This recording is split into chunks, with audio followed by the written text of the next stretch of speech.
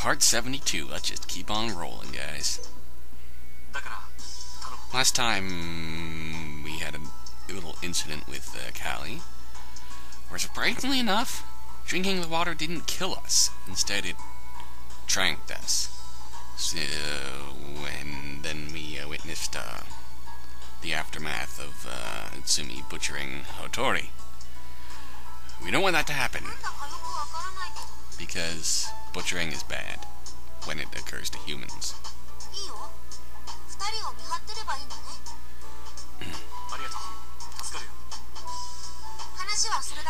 The way I worded that kind of sounds bad, doesn't it?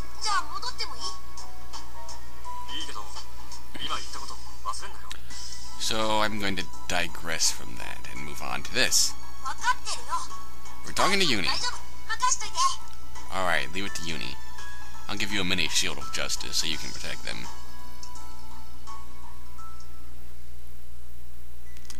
Meanwhile...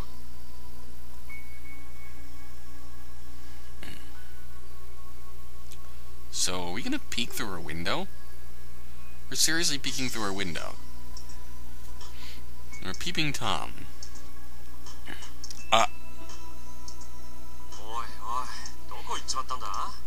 This is interesting.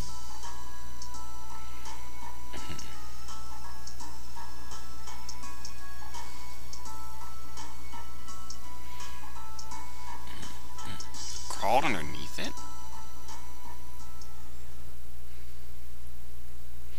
Okay. Now we're at the party. I thought we were. Okay. Now the pieces are coming together. The wall.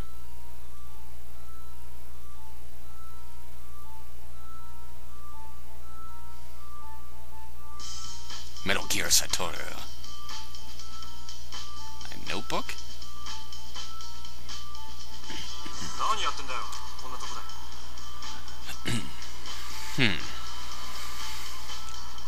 Yep, she's still mad at us. Understandable.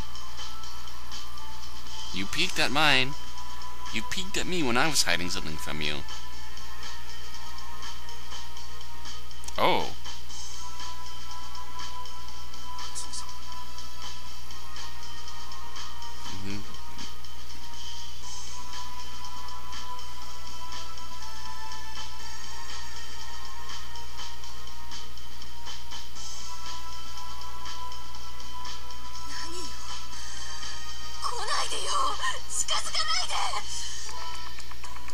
Poor woman.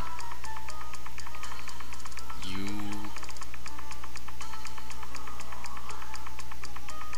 are losing it. Ah.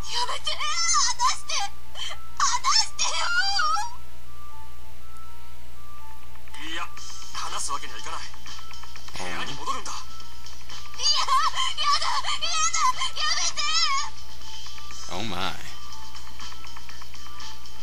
Notebook.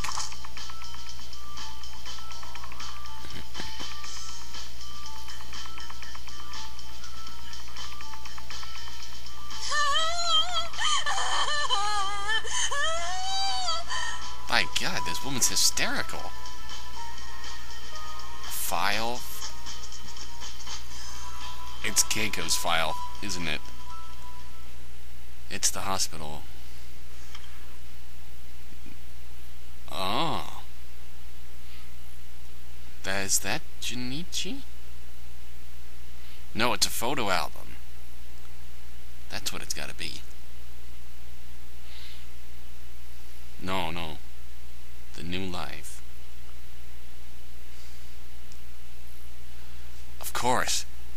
Yomogi's of 2011.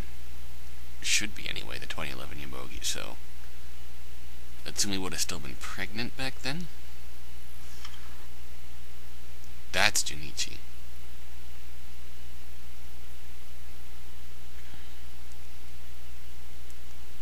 And anyway, that's the first one was a baby girl.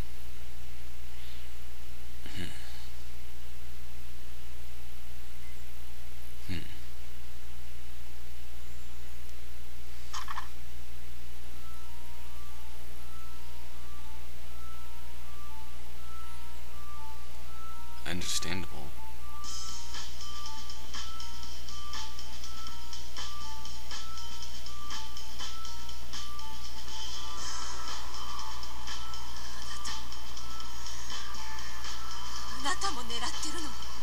After who?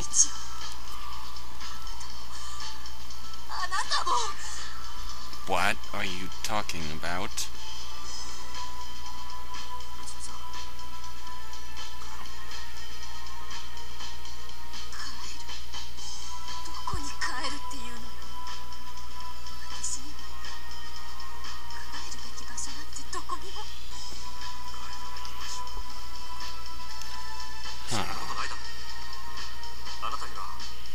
You still have that. A child.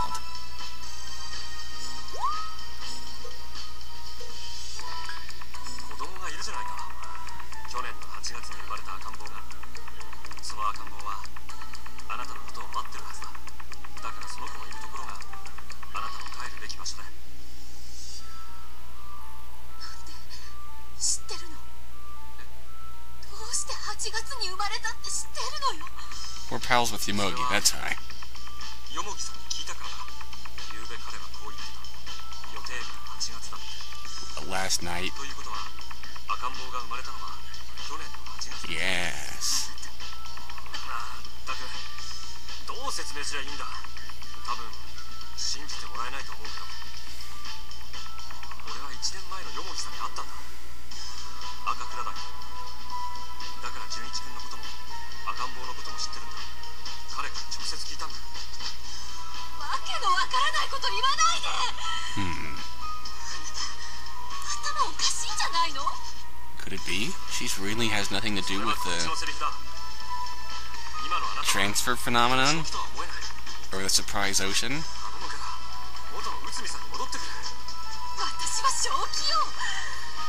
No.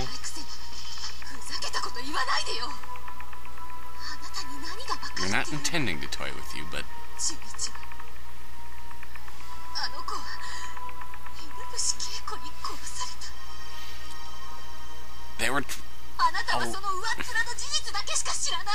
There were 12 victims. No. He wasn't the only victim.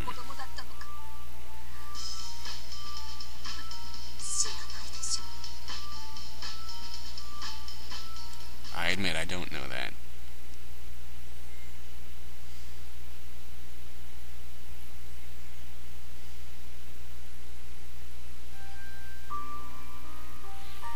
Yomogi Junichi died at the age of 9. On the day of his 9th birthday, he died.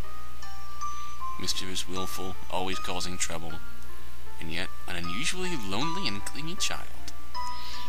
At night, if he had a bad dream, he would crawl into his mother's bed and fall asleep. As if wanting her smell, he'd press his nose against her arm.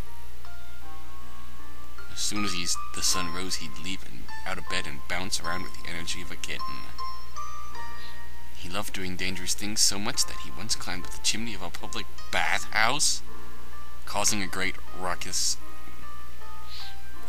All the adults gathered together, trying to persuade him to come down, but he wouldn't leave the chimney. Later we found out that he'd frozen in fear and couldn't get down. And then dusk fell. Yomogi finally came to save him. Yomogi didn't scold his son with harsh words.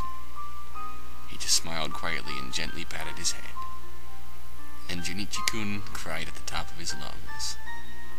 Sobbing and wailing, even after he ran out of tears, he cried and cried.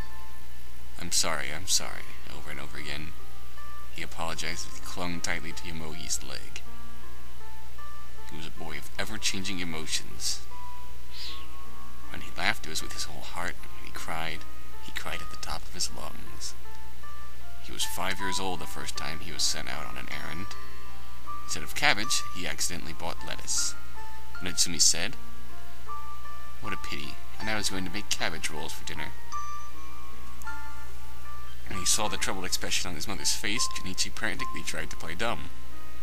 But the old man at the store told me, while trying his best to make excuses, his eyes began to overflow with tears.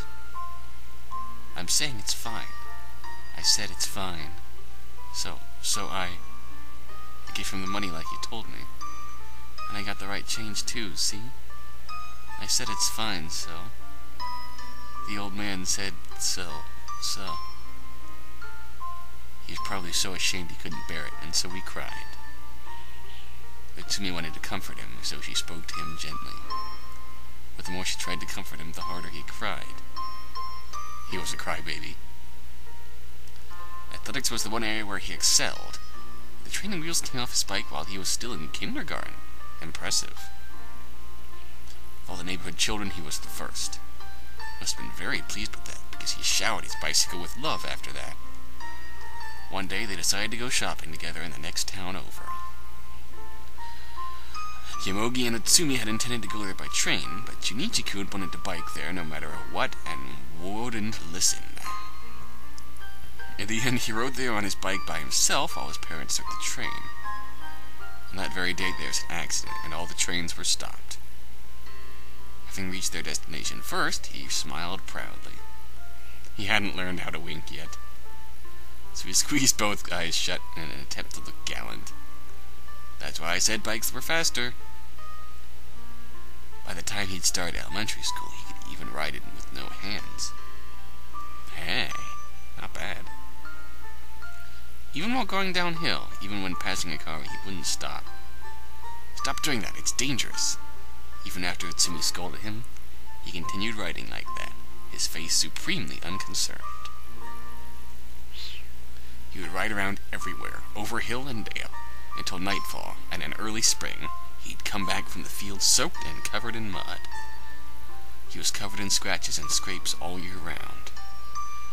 When the three of them went skiing, he would ascend to the peak alone, and come back down safely. Perhaps he'd inherited his love of dangerous things from his father. Utsumi thought it was charming to have a child like that. His dirty clothes could be quite troublesome to clean, though. Mischievous, willful, always causing trouble, and yet an unusually lonely and clingy child. Evening came. Junichi-kun would crawl into his mother's futon and fall asleep.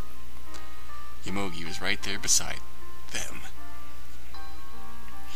The three of them slept side by side, the very picture of a happy family. Sleep, sleep, sleep. In summer they slept under a single thin sheet.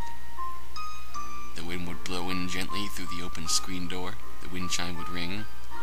In autumn they changed to a thick blanket. The wind would begin to grow colder. Outside, the fallen leaves would rustle as they tumbled about. Winter came, and Yomogi would disappear, going mountaineering. In order to support the two of them, he risked his life climbing snowy mountains. Mother and child would embrace each other, waiting for Yomogi to return. Even in the city, it would begin to snow. Down and down it would come until it lay thick on the ground. And then spring would come again. As soon as the sun rose, Junichi would start bouncing around. He'd come home caked in mud. Many days passed this way, then months, then years. Time passed in an instant. And then, on January 1st, 2009,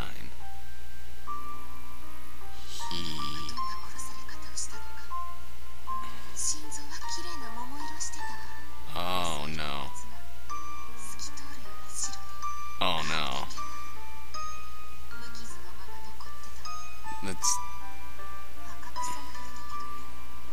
That's horrible.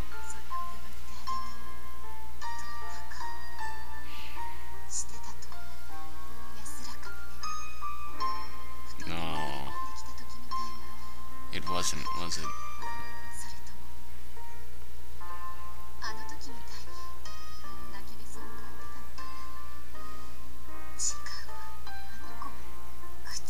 It's warped in agony.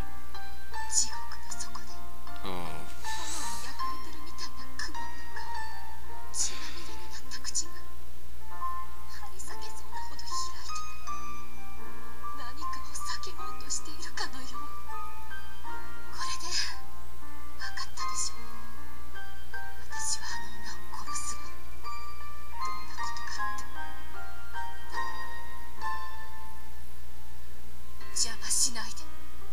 This woman's been through hell.